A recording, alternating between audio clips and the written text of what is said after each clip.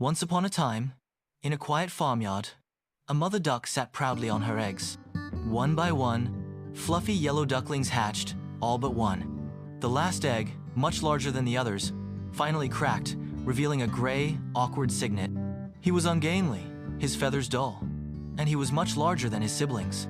The other ducklings, and even the mother duck, found him rather unpleasant to look at. They teased him relentlessly, calling him names and excluding him from their games. The ugly duckling felt utterly alone and miserable. He was constantly bullied, pushed around, and made to feel unworthy. He longed to be accepted, to feel like he belonged. He tried to fit in, to mimic his siblings' cheerful quacking and playful antics, but his efforts only resulted in more ridicule. One day, unable to bear the constant torment any longer, the ugly duckling fled the farmyard.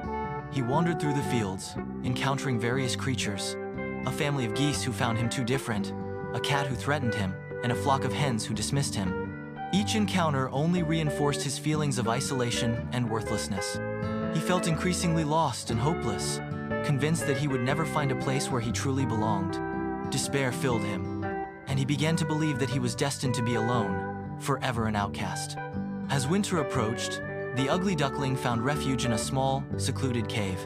Frozen and hungry, he huddled there, barely clinging to life. He felt utterly defeated, convinced that his life was a tragedy, a testament to his own inherent ugliness. But one morning, as he looked into a clear pool of water, he saw a reflection that was unlike anything he'd ever seen before. He was no longer the awkward gray cygnet. He was a magnificent swan, his feathers pristine white, his form elegant and graceful. His transformation was complete. The ugly duckling, now a beautiful swan, realized that his differences were not flaws but rather what made him unique. He had spent so long trying to be something he wasn't that he had failed to see his own inherent beauty.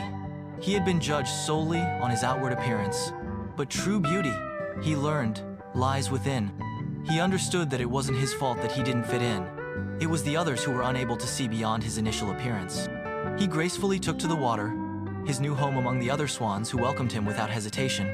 He had finally found his place, not because he had changed to fit in, but because he had finally accepted and embraced who he truly was.